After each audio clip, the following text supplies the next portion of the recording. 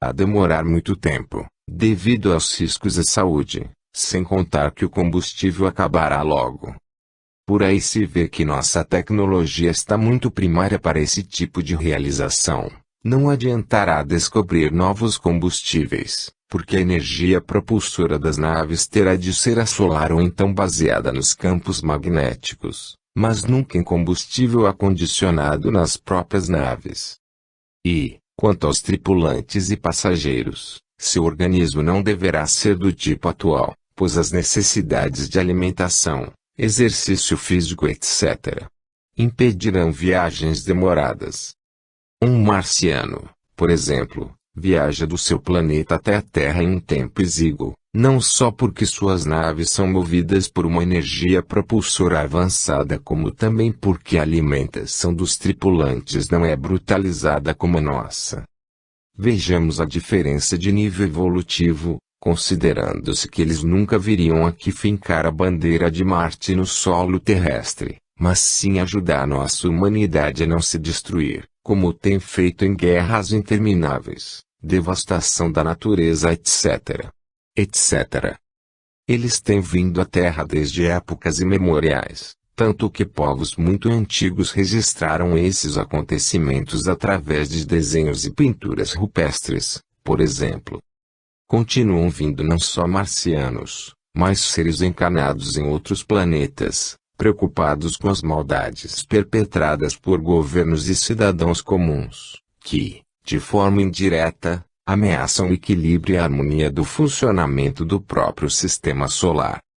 Imagine-se o que tiveram de fazer durante a chamada Guerra Fria, com a ameaça de uma guerra atômica.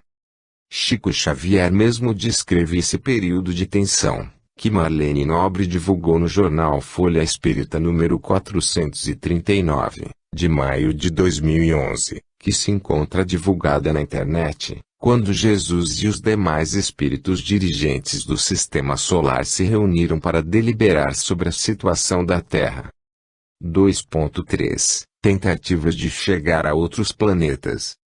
O planeta mais próximo da Terra é Vênus, visível a olho nu nas noites sem nuvens, mas mesmo ele encontra-se a uma distância enorme do nosso planeta e somente chegaremos lá daqui a muitos milhares de anos, quando tivermos mudado nossa própria estrutura física, mas, sobretudo, adquirido a espiritualidade suficiente para merecermos tal proeza. Entendamos que os programas governamentais americanos e russos nesse sentido merecem todo o nosso respeito, mas, perante a espiritualidade superior, são apenas a oportunidade de um início, dependente da evolução espiritual da humanidade da Terra. O comando deste planeta está nas mãos sacrossantas de Jesus, que não permite que o sistema solar seja colocado em risco por causa da ambição de americanos, russos ou outros povos. Tudo tem uma ordem no universo e Jesus é responsável por esta humanidade moralmente primitiva. A esta altura do nosso estudo já podemos perceber que os estudos terráqueos continuarão, mas tudo dependerá da evolução espiritual dos seus habitantes. Missionários da ciência espacial de mundos mais adiantados reencarnam na Terra, a fim de impulsionarem o avanço tecnológico, mas não são autorizados a ultrapassar certos limites. Isso é uma realidade. 2.3.1 O problema da alimentação dos tripulantes. Já adiantamos esse assunto nos tópicos anteriores, a fim de, repetindo, convencermos sobre a amarração que há em torno da evolução espiritual, pois assim tem que ser. Com um organismo primitivo, pouco diferente dos animais, e sem contar a questão do sistema propulsor das naves, como pensar em viagens interplanetárias. Quem sonha em passar férias em Marte ou Vênus tem de evoluir espiritualmente muitos milênios para ter esse privilégio, mas, na época, não irá querer passar férias, mas sim estudar, ajudar, contribuir nas grandes causas do universo. A mentalidade será outra, totalmente diferente e não mais a de viver com os defeitos morais que tornam a vida na Terra um verdadeiro campo de batalha entre pessoas e países. 2.3.2 O problema do combustível da nave. Também já abordamos essa questão. Não há como pensar-se em viagens interplanetárias com os combustíveis utilizados pelas naves até agora construídas. Não há, como dito, autorização do comando da Terra e do Sistema Solar, para americanos e russos identificarem como resolver a questão do combustível das naves.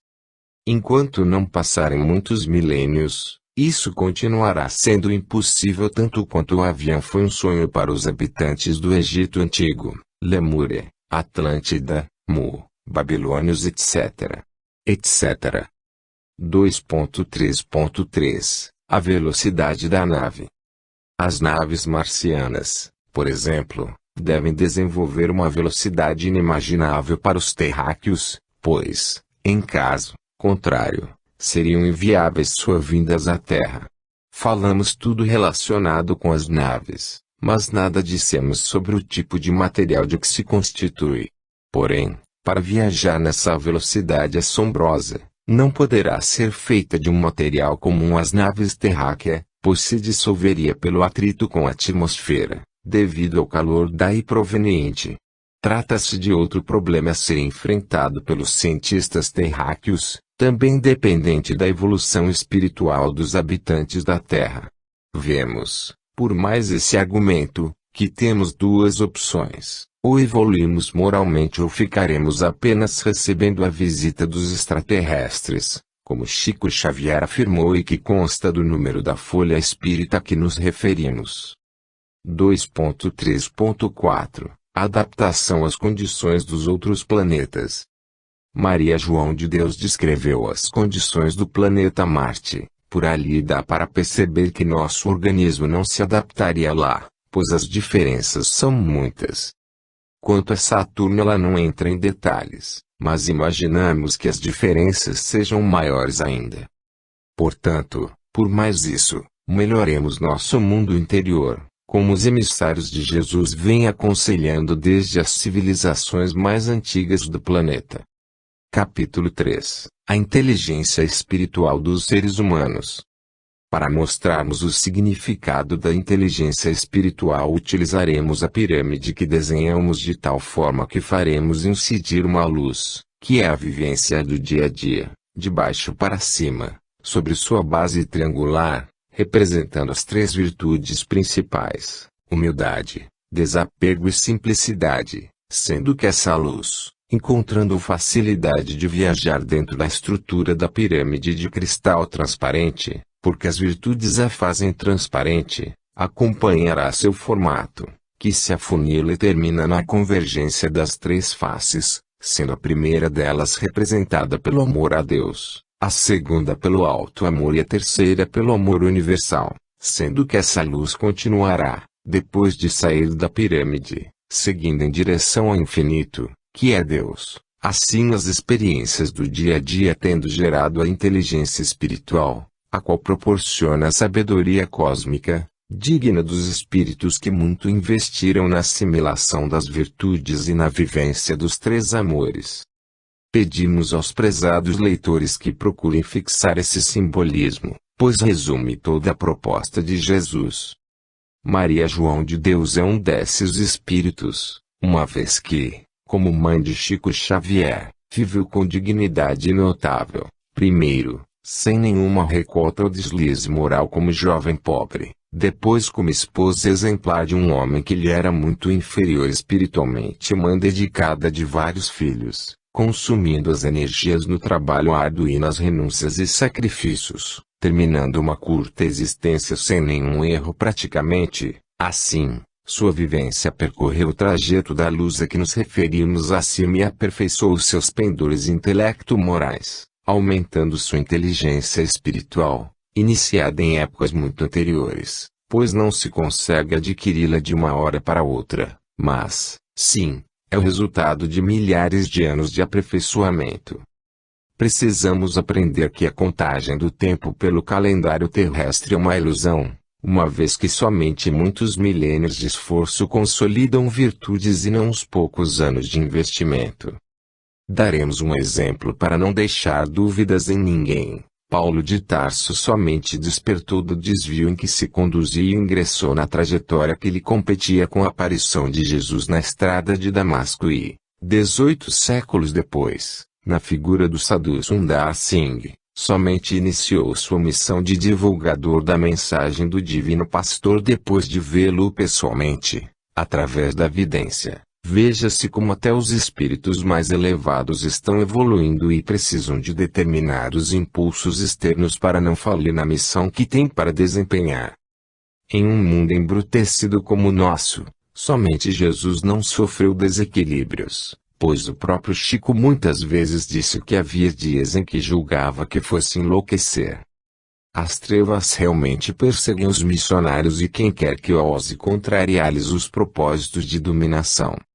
No livro Libertação há referências claras ao trabalho desarticulador das trevas e, por isso, Chico Xavier afirmava, não subestimem o poder das trevas. 1. As virtudes. No Dicionário dos Conceitos Espíritas, divulgado, infelizmente, apenas em francês, pelo Institut Amélie Baudet, no seu portal da internet, www.institutameliebaudet.fr, enumeram-se 24 virtudes, mas resumi-las-emos em 3, conforme dito linhas atrás, pois abrangem todas as necessidades espirituais do presente momento dos habitantes da Terra. Estudaremos, a seguir, cada uma delas separadamente. 1.1 Humildade. Jesus era humilde, tanto que disse, eu, de mim mesmo, nada posso. Se ele, como divino governador da terra, fez essa afirmação, por conhecer seus limites, que dirá de nós, quando nos julgamos todo-poderosos, superiores aos nossos irmãos e irmãs e os desprezamos como inferiores? Baste isso para refletirmos sobre a humildade. Ser humilde não é ser subserviente, mas consciente de que, apesar de importante no trabalho no bem, não é insubstituível, pois Jesus mesmo não é insubstituível no governo do planeta, havendo inúmeros outros, do seu nível, que podem ocupar-lhe o lugar, com igual proficiência. Sem humildade não há como desenvolver-se o poder mental, pois Deus é que tudo pode e Ele dará a cada um conforme o bom direcionamento que cada um der aos dons recebidos, sempre reconhecendo que de nós nada podemos. 1.2 Desapego. O egoísmo é uma das chagas da humanidade, sendo-lhe a virtude oposta correspondente o desapego, que significa a capacidade de renunciar a tudo que não seja realmente essencial, não se restringindo aos bens materiais, mas também a qualquer outro tipo de benefício. O nível de desapego de cada espírito revela sua estatura espiritual, podendo-se considerar como referencial máximo Jesus, que nos ensinou quando disse, não tem uma pedra onde descansar a cabeça. Por ter ciência de que o mundo espiritual é a nossa verdadeira pátria, sendo a vida terrena mera passagem temporária necessária, principalmente para quem ainda se encontra nos degraus inferiores da evolução moral, os espíritos superiores não se apegam às coisas e interesses materiais. Assim, quem pretende evoluir moralmente necessita desapegar-se, o máximo que conseguir, de tudo que não possa levar para o mundo espiritual, ou seja, o que não sejam suas próprias aquisições intelecto-morais. Tudo mais, inclusive o corpo físico, como se sabe, fica para trás na trajetória para a pátria verdadeira. Exemplifiquemos, para melhor compreensão, por que compensa desapegarmos-nos desde já. O espírito André Luiz descreve a cidade espiritual de nosso lar e as regras que ali vigoram, podendo-se entender que regulamentos semelhantes se aplicam às demais urbes espirituais de igual categoria. Ali cada habitante ou família pode possuir apenas um imóvel para a própria moradia, não havendo a mínima possibilidade de alguém, mesmo os dirigentes, monopolizarem a área imobiliária e, muito menos, explorarem a necessidade dos demais. Quanto ao salário, é idêntico, em tese, para todos, seja um trabalhador braçal, seja o governador da cidade. As necessidades básicas são atendidas sem distinção do nível evolutivo, não havendo ninguém colocado à margem da assistência que a caridade recomenda. Considerando esses fatores, ainda mais depois da enorme divulgação que o filme Nosso Lar deu a esses aspectos e outros da vida no mundo espiritual, não se concebe como muitos de nós ainda vivamos apegados de forma obsessiva aos ganhos materiais, ao poder temporal e a inúmeras questões que nada acrescentam à evolução intelecto-moral. É necessário atentarmos para o que fazemos dos bens que chegam às nossas mãos, principalmente se lhes estamos dando uma destinação útil aos nossos irmãos em humanidade. Em caso contrário, acordemos para a realidade que nos aguarda, porque podemos ser chamados, a qualquer momento, a prestar contas dos talentos que recebemos, na certa quando assumimos o compromisso de realizarmos o bem. Quem vive apegado aos bens e interesses terrenos revela, mesmo que afirme o contrário, pouca certeza quanto à vida espiritual, pois, em caso contrário, não tergiversaria em renunciar a muitas coisas do mundo pelas riquezas espirituais, que se traduzem, basicamente, nas conquistas interiores da inteligência e da moralidade. O tempo urge não há como adiarmos mais a reflexão sobre o quanto já nos desapegamos de tudo que nos mantém atrelados ao passado primitivista, que nos mantinha jungidos até ao próprio corpo em estado de putrefação, após a morte. A consciência age automaticamente, apesar do amor divino nos conceder sempre novas chances de refazimento moral. Desapego dos bens materiais. Pedimos licença aos prezados confrades para refletirmos juntos sobre o dinheiro na vida de alguns personagens do cristianismo e na nossa própria vida. Zaqueu, que viveu muitos anos apegado às riquezas, acumuladas por meios que sua consciência condenou tão logo caiu em si, depois de dialogar com Jesus, abandonou tudo que tinha amealhado e foi viver do próprio trabalho como professor e servidor braçal, conforme lhe foram surgindo as oportunidades, assim, gradativamente, redimindo-se e seguindo adiante na escalada evolutiva, até transformar-se no missionário do Cristo Bezerra de Menezes. Maria de Magdala, vítima da própria luxúria e do apego aos bens materiais, deixou tudo para trás e seguiu Jesus, após receber dele sua bênção, passando a dedicar-se ao amparo aos leprosos do corpo e da alma, subindo, nas sucessivas reencarnações, pelos degraus da evolução até chegar a Madre Teresa de Calcutá, a grande mãe dos que nunca tiveram mãe que os acalentasse. Paulo de Tarso, que nasceu em família rica e oferia poupudos salários no malsinado trabalho de perseguidor cruel dos adeptos do Cristo, depois que o encontrou às portas de Damasco, renunciou a poder material e à fonte de renda da maldade, passando a manter-se com o trabalho de manufatureiro de tendas, progredindo ético e moralmente pelo futuro afora até o estágio espiritual do Sadhu Sundar Singh, pregando o Evangelho de Jesus entre os tibetanos, na sua última encarnação, no século XX. E nós, como temos garantido nossa sobrevivência material? Podemos realmente olhar-nos no espelho da própria consciência e sentirmos a tranquilidade do dinheiro ganho com honestidade e com desapego, ou ele nos queima as mãos e teremos de devolvê-lo à comunidade ou às pessoas, através das doações espontâneas, ou escoará por entre nossos dedos com os gastos médicos e medicamentos, tentando, em alguns casos, curas impossíveis. O desapego aos bens materiais é uma das virtudes mais difíceis para os seres humanos da atualidade, fascinados que ainda vivem pelo consumismo e pelo desejo de mais gozarem de facilidades que cheguem ao ponto de não precisarem sequer exercer algum trabalho. Não há como amarmos a Deus e a Mamon ao mesmo tempo, já advertia a Jesus, ensinando-nos o desapego aos bens materiais, os quais devem cingir-se ao necessário, enquanto habitamos um corpo de carne, pois na vida espiritual, de nada careceremos a não ser da própria consciência em harmonia com as leis divinas. Pensemos no papel que o dinheiro tem representado na nossa vida. Quando temos uma situação financeiramente confortável na posição de encarnados, isso significa que pedimos a Deus a oportunidade de servir na causa da fraternidade, proporcionando benefícios para nossos irmãos e não o resultado puro e simples dos nossos méritos, como se Deus recompensasse seus filhos com a fortuna material. Trata-se de um compromisso que prometemos cumprir, para nossa própria evolução.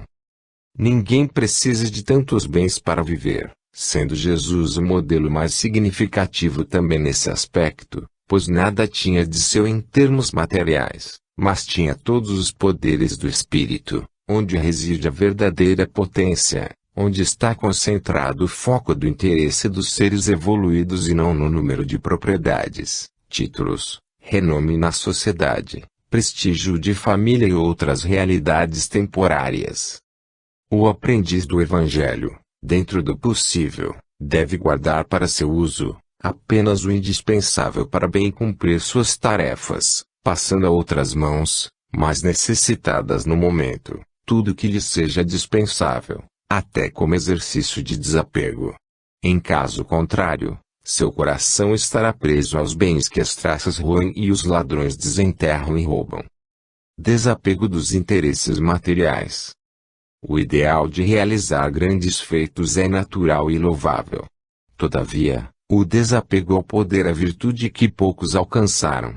A maioria, aliás, não fazem empenho algum em adquirir essa virtude e só se desliga do poder contra a sua vontade. Um louvável exemplo foi dado por Lúcio Quintus Cincinnato, ou Lucius Quinctius Cincinnatus, 519–438 a.C., guerreiro romano de trajetória parcialmente lendária. Homem simples, chegou a cônsul e ditador e, depois de salvar a cidade, tornou-se um dos personagens mais importantes da história de Roma. A República Romana atravessava então momentos difíceis por causa de um iminente ataque de Volscos e Ecos, duas tribos tradicionalmente inimigas dos latinos. Um destacamento romano comandado por Minúcio, 458 a.C., enfrentou os Ecos no Monte Álgido, mas ficou acuado num desfiladeiro.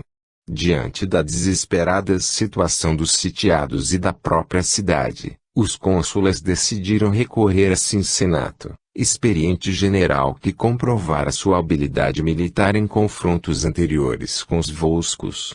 O oficial que procurou Cincinnato para entregar a nomeação encontrou-o lavrando a terra. Com dificuldade, conseguiu convencê-lo a aceitar o cargo de ditador, título que lhe outorgava, em caráter provisório, poder absoluto. No comando de um poderoso exército, ele foi ao encontro do inimigo e o venceu, segundo a lenda, em apenas um dia. De posse de vultoso butim, regressou a Roma, renunciou ao cargo e voltou à vida simples de lavrador. Temos que Cincinnato, não procurou o poder e sim foi convidado para exercê-lo. B. Foi-lhe outorgado poder absoluto, mas não consta que tenha agido de forma indevida contra alguém ou em benefício próprio. C. Cumprida sua missão, renunciou ao poder.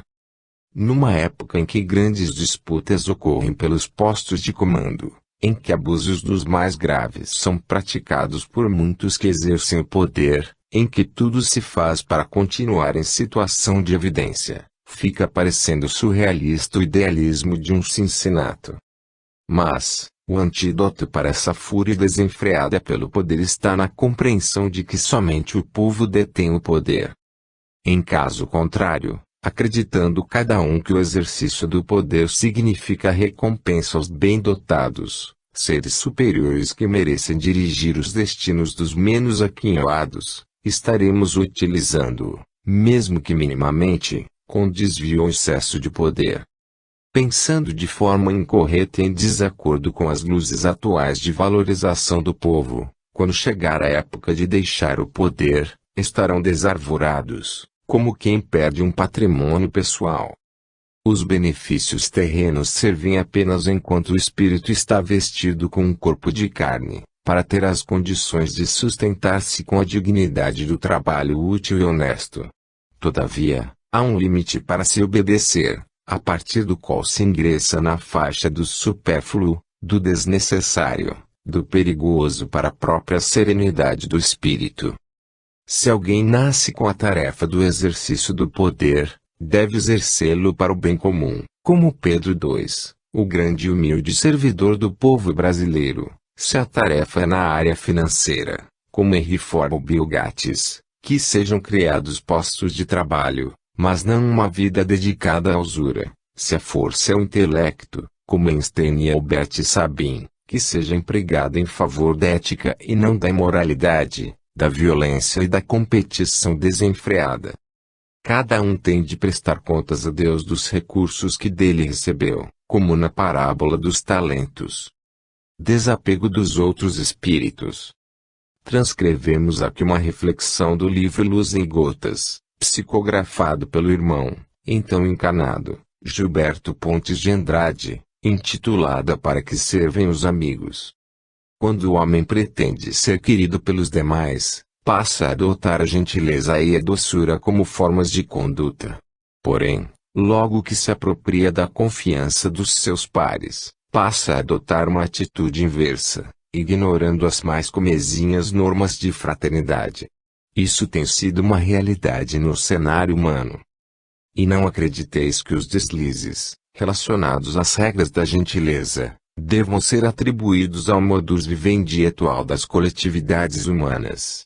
Pois, embora seja razoável asseverar que não há mais tempo para as pequeninas normas de etiqueta, devemos saber que uma palavra de amizade, uma expressão delicada, um gesto de meiguice, um sorriso ou um aceno cordial sempre encontram guarida, mesmo naqueles que pareçam indiferentes às boas maneiras.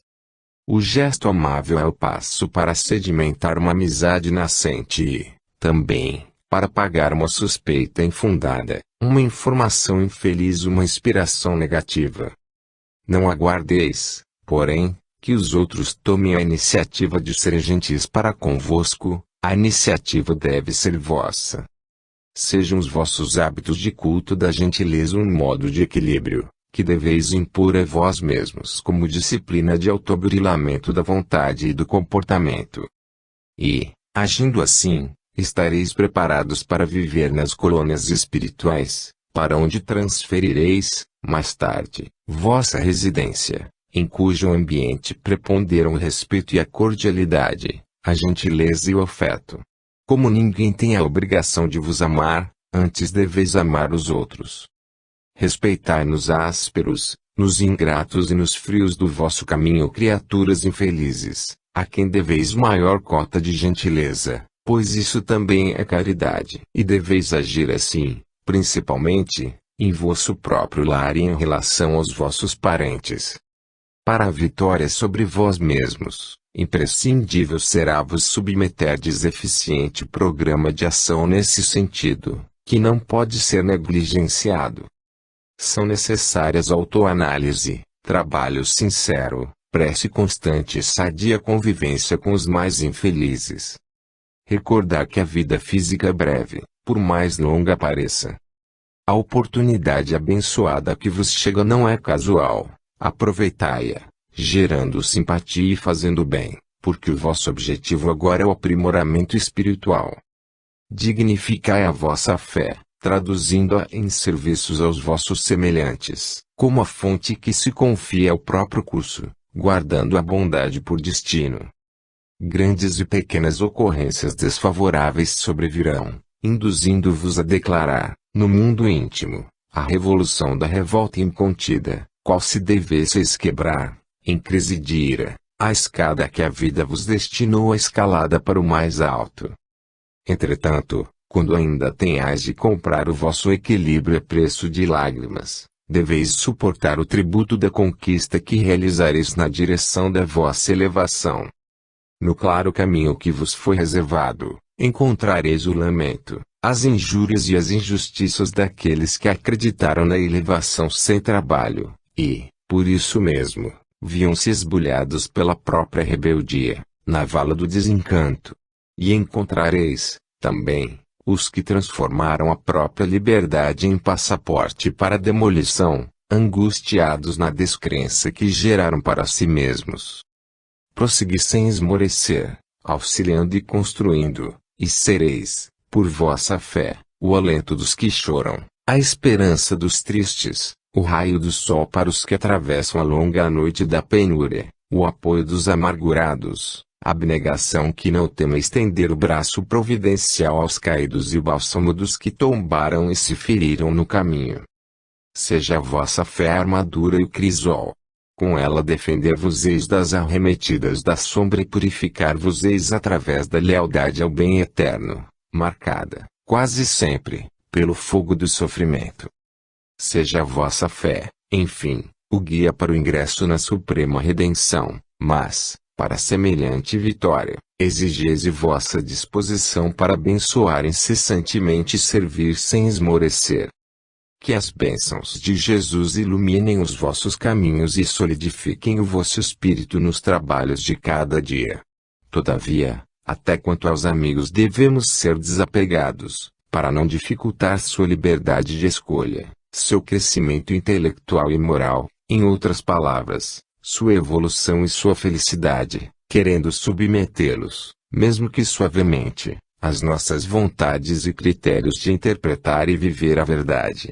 Muitas vezes, sob o manto e aparência de amar, na verdade, estamos coartando os voos dos nossos afetos mais caros e sinceros.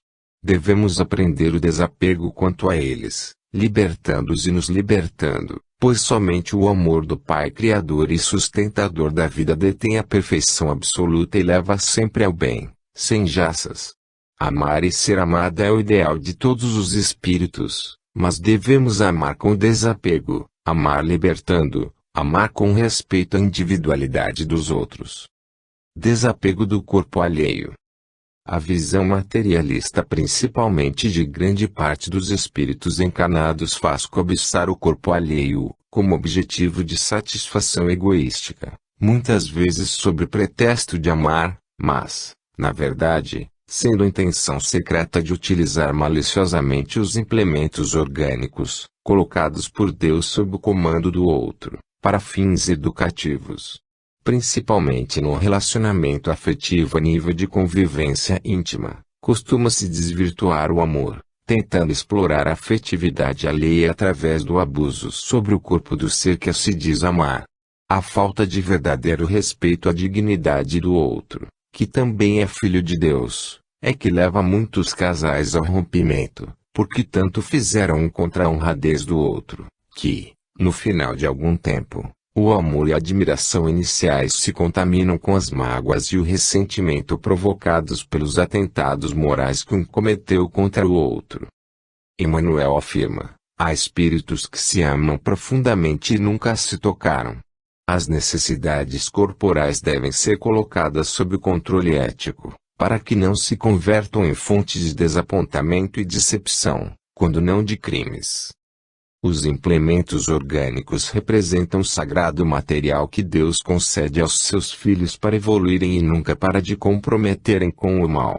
O limite entre o justo e o injusto, o conveniente e o desarrazoado deve ser estabelecido por cada um, atentando para o alerta de Paulo de Tarso: tudo me é permitido, mas nem tudo me convém.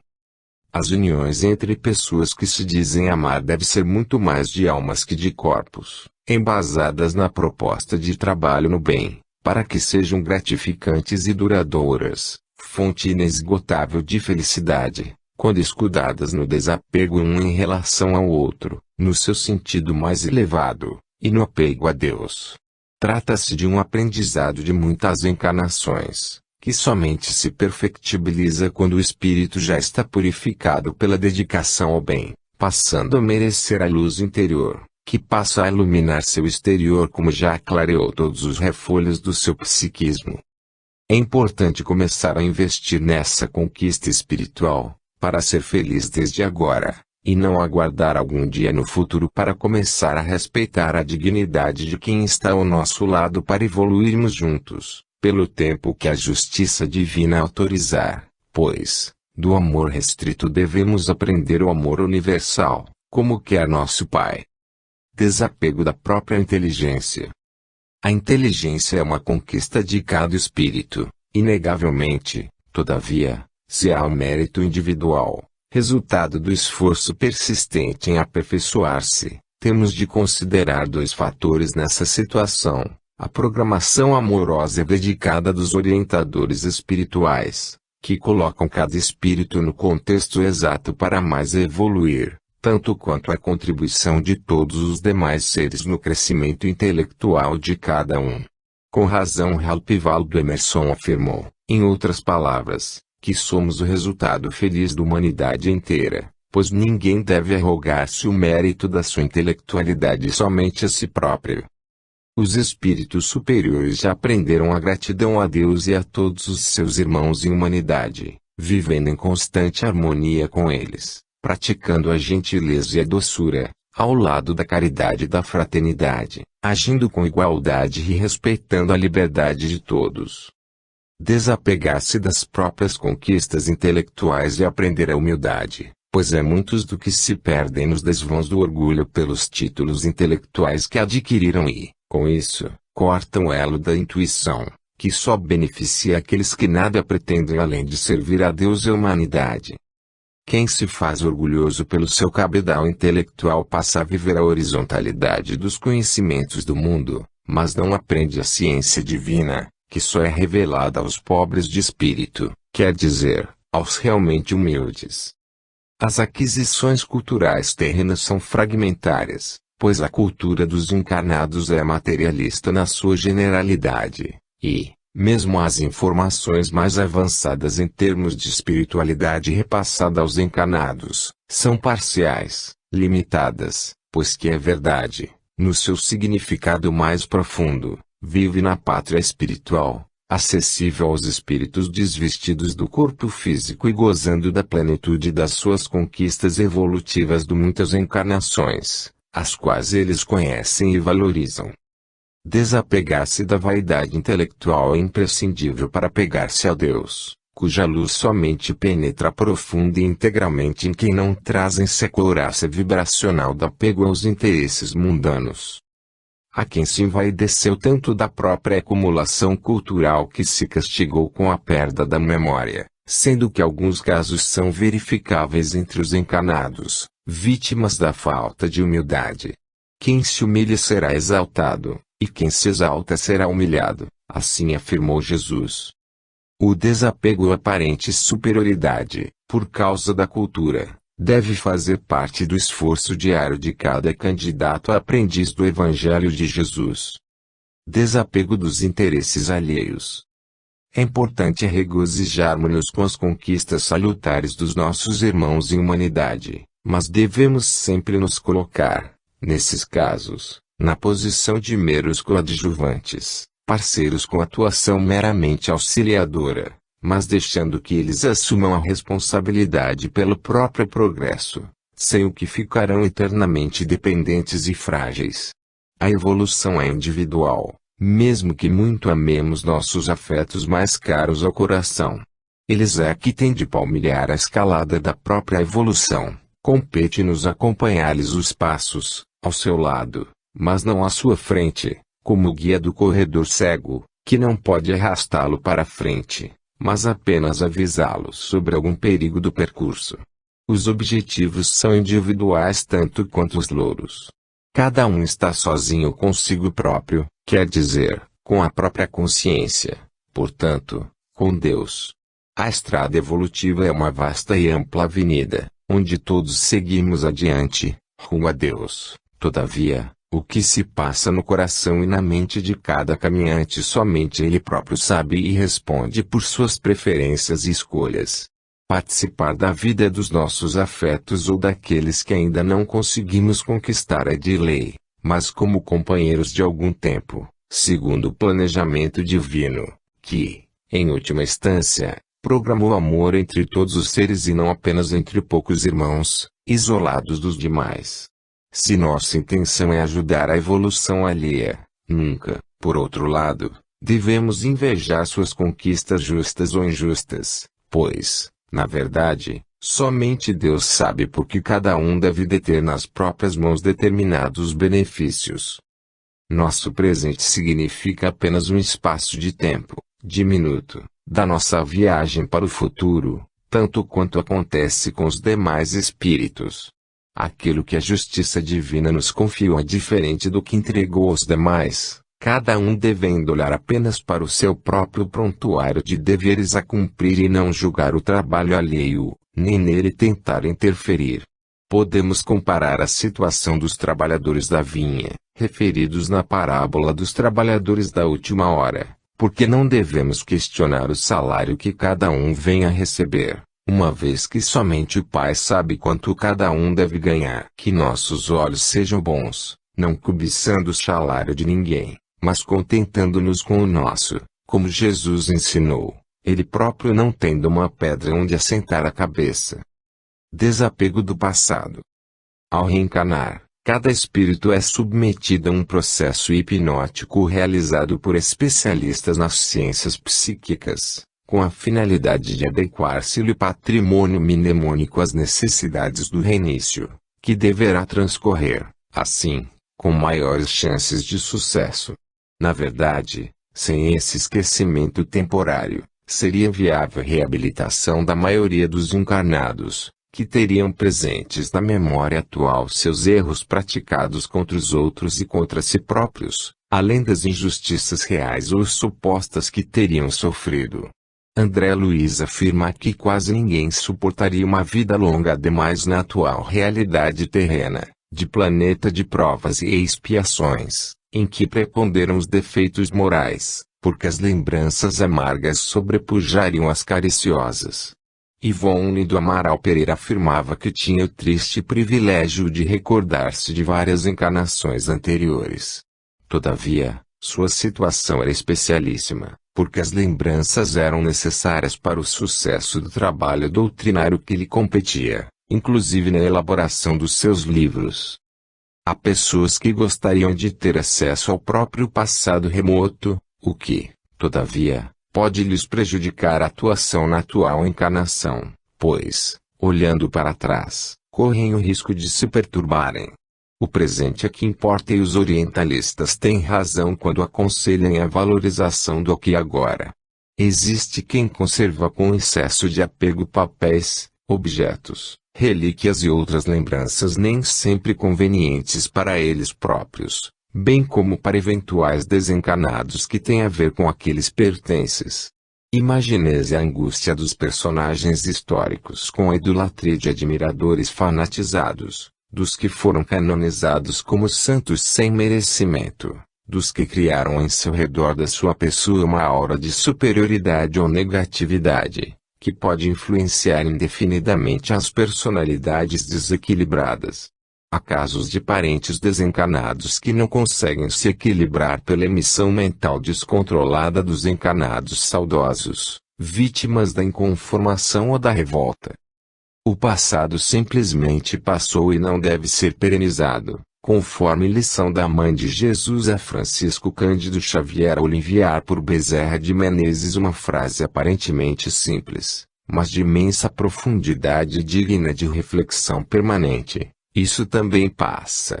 O pensamento desequilibrado pode atingir seu alvo, a saudade doentia pode desestruturar aquele que precisa de paz. Os objetos impregnam-se com o magnetismo de quem os possui e quer esquecer o passado para se reformar moralmente. Recomeçar sempre em bases mais saudáveis e elevadas, esse é o caminho, desvinculando-se do que prejudique a paz e a reforma moral. O apego ao passado é prejudicial, tanto que as reencarnações significam recomeços. Somente os espíritos superiores têm condições de suportar as lembranças de um período muito largo de sua existência. Os encarnados que guardam uma tendência ao saudosismo deveriam rever sua forma de pensar, para não estagnar enquanto tudo chama para a renovação e o crescimento intelectual e moral. 1.3 Simplicidade. Para se entender o que é a simplicidade, analisemos seu oposto, que é a vaidade, ou seja, o desejo de evidência inútil. Há situações em que se deve aceitar a evidência, ou seja, quando bem se propagará. Por isso Jesus disse: colocai a candeia sobre o candeeiro, a fim de que dê luz a todos os que estão na casa. Afora essas situações especiais, estaremos contrariando a regra da simplicidade. Observemos nosso modelo máximo, que é Jesus, quando encarnado procurou evidência em raras situações, tanto que a maior parte dos seus ensinamentos veio a lume muito tempo depois, inclusive atualmente através dos livros, por exemplo, de Amélia Rodrigues, Cneio Lúcio etc. O gosto, declarado ou disfarçado, pela evidência prejudica totalmente o trabalho a que nos propomos, pois o anonimato é a regra básica. Ninguém precisa saber que beneficiamos determinada pessoa, pois o mérito que temos é o de trabalhar como mais um numa multidão de outros trabalhadores. Entendamos essa outra regra básica, a adoção do anonimato como regra, sujeita a uma ou outra exceção. 2. Visitas de extraterrestres encarnados à Terra. 2.1 Discos voadores. O Eimar Muniz de Oliveira consignou em www.vinhadeluz.com.br o weblink, no último dia 3 deste mês, abrindo meu computador, no Outlook, surpreendi um interessante texto de meu grande amigo e companheiro de ideal, Geraldo Lemos Neto, de Belo Horizonte, presidente e fundador da Casa de Chico Xavier, de Pedro Leopoldo, em que ele entrevista Chico Xavier sobre discos voadores, conhecidos na imprensa por OVNIs, objetos voadores não identificados. O fato me trouxe à memória uma narrativa que Chico nos fez, em Uberaba, há 20 anos, mais ou menos, estando presentes à mesa do médium, em sua casa, Cleusa, 2 outras pessoas e eu, quando ele, Chico, começou a falar sobre o disco voador que uma vez por ano descia sobre um platô bem elevado de Pedro Leopoldo. Assim que ele começou a discorrer, imbui-me de coragem e perguntei, Chico, eu posso anotar? Eu nunca pude me esquecer de suas palavras, textuais, sem faltar uma letra sequer, quando ele respondeu, você tem direito, meu filho. Não perdi tempo e anotei o que pude. Lembro-me de que, entre outras coisas, ele informou que a única pessoa que teve acesso ao interior da nave foi seu sobrinho, de que não anotei o nome. Informou também que a única pessoa que contatava com o comandante da nave era uma humilde costureira, declinando seu nome. Tempos depois, tentei localizá-la, na cidade de Uberlândia, MG, para onde ela se mudou, mas não consegui. Tenho o nome dessa costureira nos meus guardados. Contou também que o comandante sempre ia à residência da costureira para buscar água de sua cisterna e que ficou muito impressionado com nossa cana-de-açúcar, ao ponto de pedir à costureira uma amostra, levando-a consigo para a nave. Chico informou, ainda, que nem todos os discos voadores que visitam nosso planeta são do bem. Que devemos ter muito cuidado. 3. O mundo de regeneração. Quanto ao que se pode imaginar sobre a realidade da Terra quando passar a categoria de mundo de regeneração, ninguém melhor do que Chico Xavier para falar sobre esse tema e outros correlatos. Por isso, transcrevemos o texto que se segue. No jornal Folha Espírita de maio de 2011, número 439, sob a autoria de Marlene Nobre, foi publicada a entrevista feita em 1986 com Chico Xavier por Geraldo Lemos Neto, fundador da Casa de Chico Xavier em Pedro Leopoldo, Minas Gerais, onde Chico faz revelações a respeito do futuro de nosso planeta. Será mera coincidência o caminho que nos está sendo ensinado e faz parte deste processo? Eu os convido à leitura. O tema da transformação da Terra de mundo de expiação e provas para mundo de regeneração, levantado pelo próprio codificador da doutrina espírita, Allan Kardec, sempre interessou e intrigou Geraldo Lemos Neto, fundador da Casa de Chico Xavier, de Pedro Leopoldo, Minas Gerais. Em 1984 Lemos Neto casou-se com Eliana, irmã de Vivaldo da Cunha Borges, que morava com Chico Xavier desde 1968 e diagramava todos os seus livros. A partir de então, passou a desfrutar de uma intimidade maior com Chico em Uberaba, visitando com mais frequência e hospedando-se em sua residência. Posso dizer que essa época foi para meu coração um verdadeiro tesouro dos céus.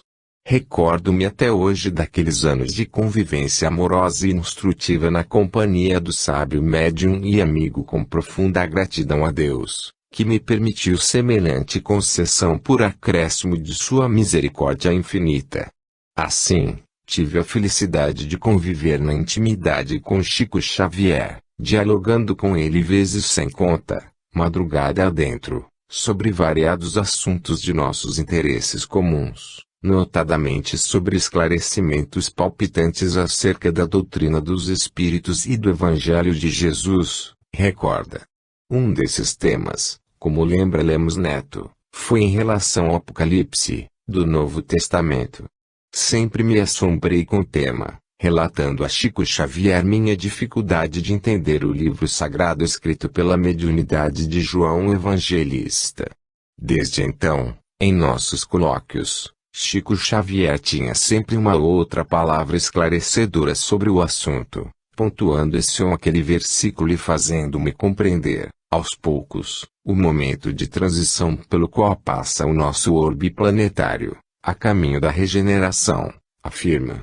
Foi uma dessas conversas habituais, lembrando o livro de sua psicografia, Brasil, Coração do Mundo, Pátria do Evangelho, escrito pelo espírito Humberto de Campos, que Lemos Neto externou ao médium sua dúvida quanto ao título do livro, uma vez que ainda naquela ocasião, em meados da década de 80, o Brasil vivia às voltas com a hiperinflação, a miséria, a fome, as grandes disparidades sociais, o descontrole político e econômico, sem falar nos escândalos de corrupção e no atraso cultural.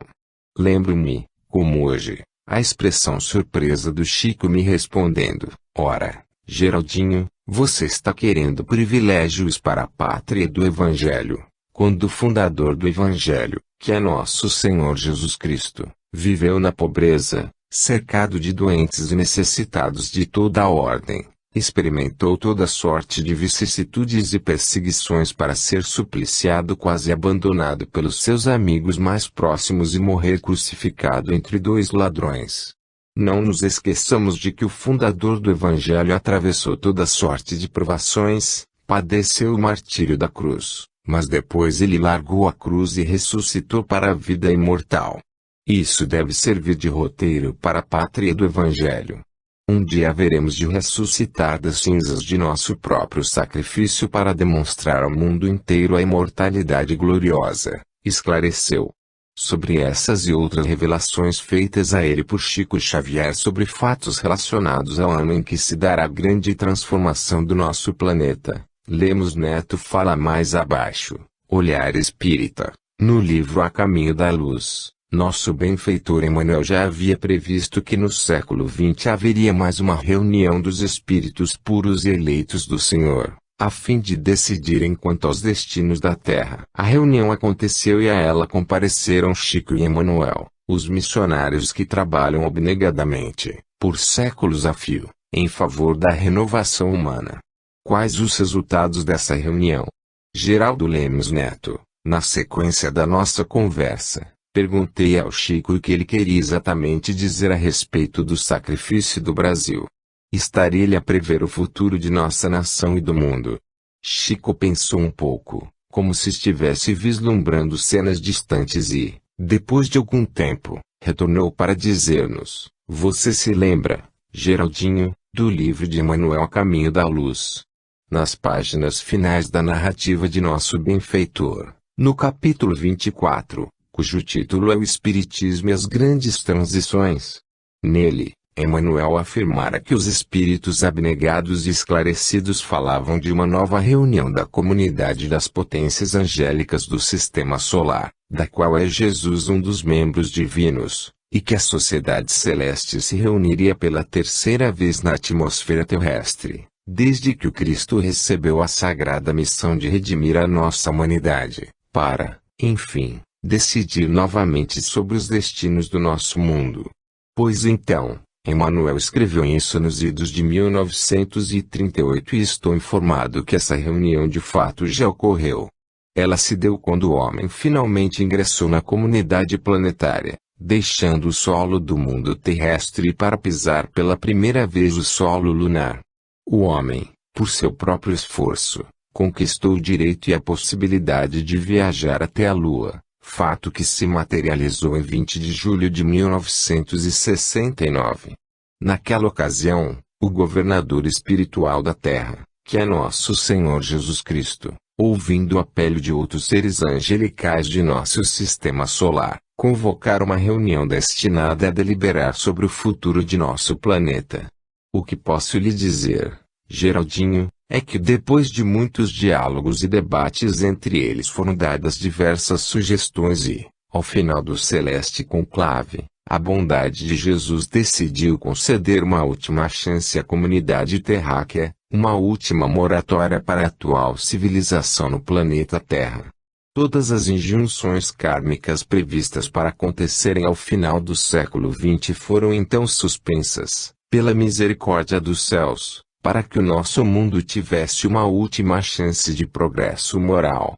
O curioso é que nós vamos reconhecer nos Evangelhos e no Apocalipse exatamente este período atual, em que estamos vivendo, como a 1ª hora ou a hora derradeira, ou mesmo a chamada última hora.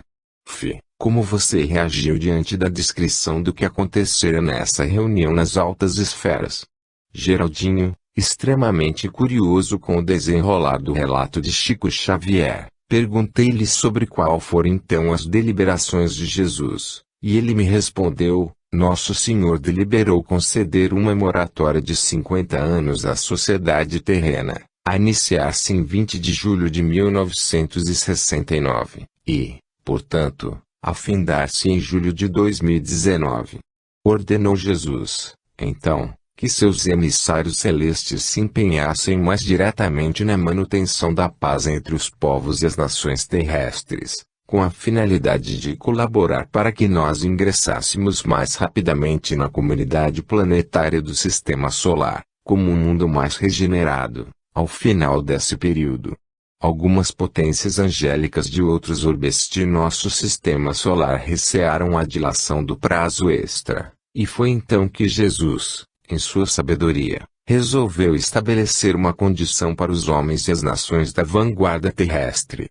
Segundo a imposição do Cristo, as nações mais desenvolvidas e responsáveis da Terra deveriam aprender a se suportarem umas às outras, respeitando as diferenças entre si, abstendo-se de se lançarem a uma guerra de extermínio nuclear. A face da Terra deveria evitar a todo custo a chamada Terceira Guerra Mundial. Segundo a deliberação do Cristo, se somente essas nações terrenas, durante este período de 50 anos, aprendessem a arte do bom convívio e da fraternidade, evitando uma guerra de destruição nuclear, o mundo terrestre estaria enfim admitido na comunidade planetária do Sistema Solar como um mundo em regeneração. Nenhum de nós pode prever, Geraldinho, os avanços que se darão a partir dessa data de julho de 2019, se apenas soubermos defender a paz entre nossas nações mais desenvolvidas e cultas. Quais são os acontecimentos que podemos prever com essas revelações para a Terra? Geraldinho, perguntei, então, ao Chico a que avanços ele se referia e ele me respondeu: nós alcançaremos a solução para todos os problemas de ordem social, como a solução para a pobreza e a fome que estarão extintas. Teremos a descoberta da cura de todas as doenças do corpo físico pela manipulação genética. Nos avanços da medicina, o homem terrestre terá amplo e total acesso à informação e à cultura, que se fará mais generalizada. Também os nossos irmãos de outros planetas mais evoluídos terão a permissão expressa de Jesus para se nos apresentarem abertamente, colaborando conosco e oferecendo-nos tecnologias novas, até então inimagináveis ao nosso atual estágio de desenvolvimento científico. Haveremos de fabricar aparelhos que nos facilitarão o contato com as esferas desencarnadas, possibilitando a nossa saudosa conversa com os entes queridos que já partiram para o além-túmulo. Enfim, estaríamos diante de um mundo novo, Uma nova terra, uma gloriosa fase de espiritualização e beleza para os destinos de nosso planeta. Foi então que, fazendo as vezes de advogado do diabo, perguntei a ele: Chico, até agora você tem me falado apenas da melhor hipótese, que é esta em que a humanidade terrestre permaneceria em paz até o fim daquele período de 50 anos. Mas, e se acontecer o caso das nações terrestres se lançarem a uma guerra nuclear? Ah, Geraldinho, caso a humanidade encarnada decida seguir o infeliz caminho da Terceira Guerra Mundial, uma guerra nuclear